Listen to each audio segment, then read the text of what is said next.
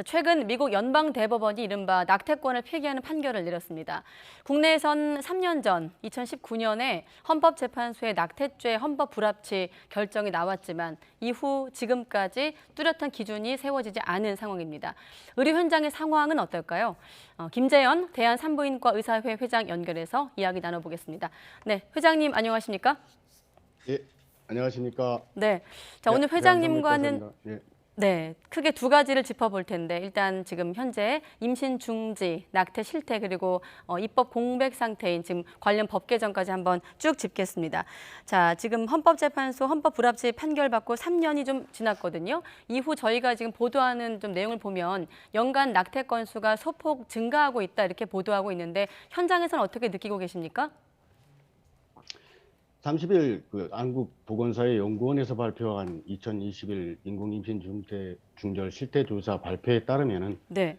2020년도에는 인공임신 중절 건수가 약 3만 2천 건으로 추정된다고 합니다. 네, 임신 중절 건수가 2016년에 6만 9,609건에서 2018년에 2만 3,175건으로 낮아졌으나 2019년도에는 소폭 증가해서 2만 6,985건, 이어서 네. 2020년에 2년 연속 소폭 증가하고 있습니다.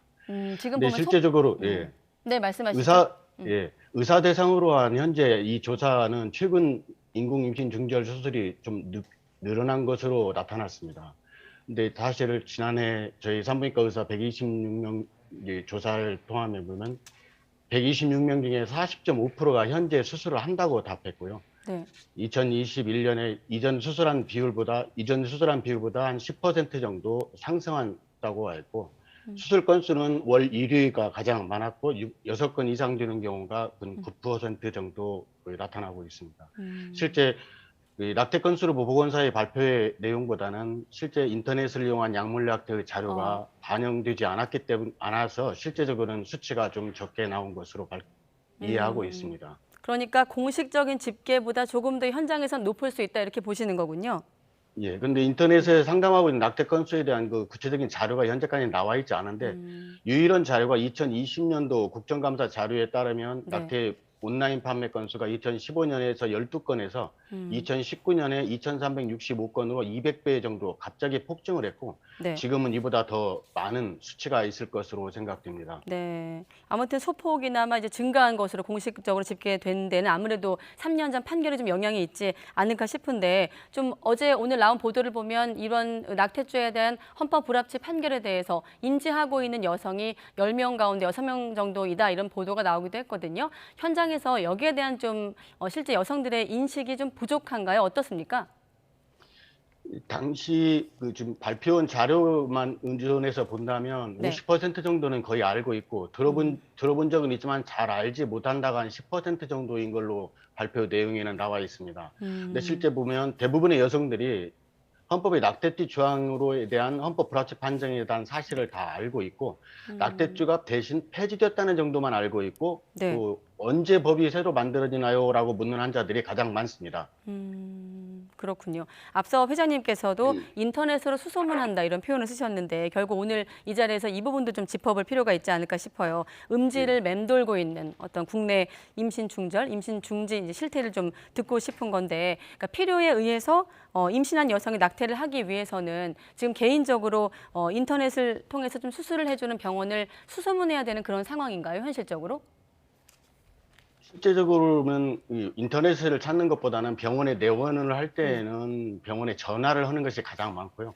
네. 그리고 인터넷에 온라인에 떠도는 것은 대부분의 약물 낙태에 대한 상담이 가장 많고 이 약물 낙태에 대한 수술에 대한 정보가 실제적으로는 현실과 맞지 않고 무책임한 자료들이 많이 있는 것 같아요. 그래서 산부인과 의사를 만나기 어려운 아주 넓은 나라도 아니고 엎어지면 코 닿는 데 산부인과가 있는데 이런 문제는 산부인과에 와서 자기가 필요한 정확한 정보를 얻는 것이 옳다고 생각하고요. 낙태 수술을 하지 않는 산부인과 의사들도 해당 수술에서 수술하고 있는 병원을 잘 알고 있으니까 그런 병원으로 의뢰를 하고 있으니까 전화 상담을 하시고 확인해 보시고 병원에 방문하시는 것이 훨씬 도움이 될 것으로 생각됩니다. 네, 만약에 병원에 전화를 했는데 수술을 거부하는 경우도 있다고 들었거든요. 이때 좀 대응할 방법이 마땅치 않다, 현실적으로. 이럴 때는 어떻게 대처해야 될까요? 저희 산부인과 의사들의 공식적인 입장은 낙태 수술을 한다는 이유로나 수술을 하지 않는다는 이유로 차별받거나 또 이로 인해서 처벌을 받아서는 안 된다고 생각합니다. 네. 정부와 입법부는 산부인과 의사의 낙태의 선택권을 법적으로 해주고 그동안 법에서 규율이가 되어 있는 낙태의 현실을 빠른 시일 내에 개선을 하면 이 문제가 다 해결이 될 수 있다고 생각합니다. 네, 그렇군요. 지금 인터넷 같은 데서 낙태 방법을 찾는 경우가 이제 많다고 하니까 좀 부정확한 정보로 인해서 오히려 좀 몸이 상하는 경우도 있다. 이런 것들을 좀 의료진 입장에서는 우려하는 경우도 있던데 의사로서 어떤 부분이 가장 우려되는 건가요? 인터넷 등에서 낙태 방법을 찾는 대부분이 이제 약물 낙태에 대한 부분인데 네, 이 약물 낙태는 이제 실제적으로 우리나라 국내에 도입되지 않고 현재 사용되고 있는 모든 약물 낙태는 불법이 있는 상황이 됐거든요. 근데 이 부분에 가장 많이 병원에 내원하는 환자들은 이제 불완전 유산이 돼서 내원하는 경우가 가장 많고 또 임신 주수가 크면 클수록 그 불완전 유산의 기위나 그 출혈량이라든지 그에 대한 부작용들이 많이 있기 때문에 네. 그 부분에 대해서는 상당히 우려하지 않을 수 없습니다. 그렇군요.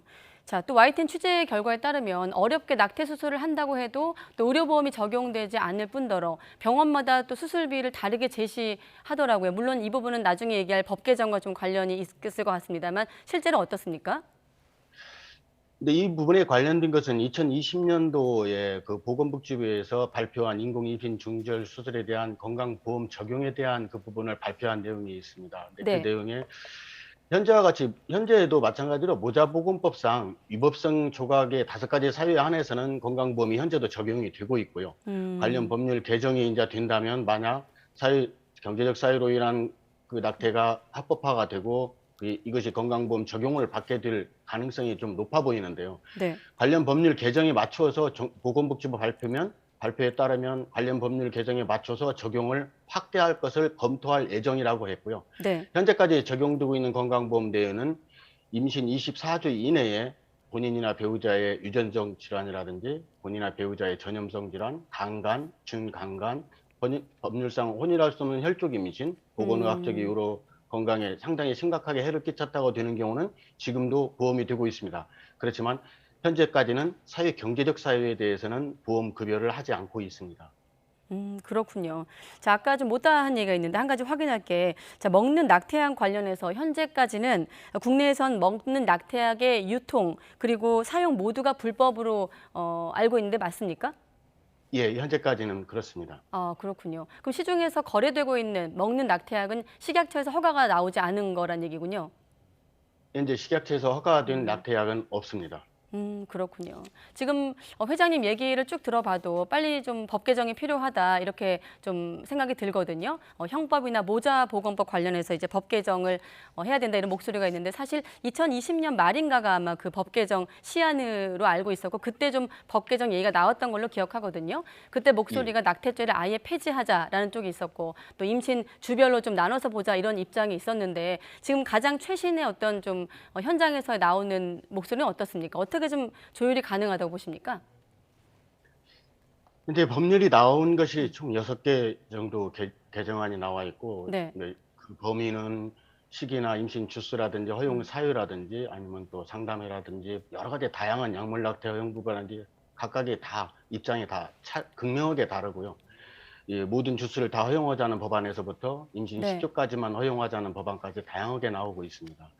근데 이렇게 이해의 간격이 너무나 높기 때문에 이 부분이 실제적으로 입법화하기가 그동안에 많은 어려움이 있었지 않았나 싶고요. 네. 외국의 사례에 보면 이렇게 이 난제 이런 어려운 문제를 해결하기 위해서 단일하게 아주 심플하게 간단 명료하게 현재 가장 문제가 되고 있는 부분들만 집중적으로 그쪽만 논의를 하여서 그쪽만 집중적으로 논의한다면 서로 이해관계를 합의를 도출할 수 있지 않을까 그런 생각입니다. 네. 지금 방금 말씀하신 집중적인 부분이라는 부분을 한 번만 더 말씀해 주실래요? 네, 중요한 대목인 것 같아서. 이 실제 근본적인 것은 헌법재판소에서 판례의 취지 자체가 여성의 자기결정권을 보호하고 그다음에 태아의 생명권을 보호하는 것이 그 기본적인 기본 바탕이고요.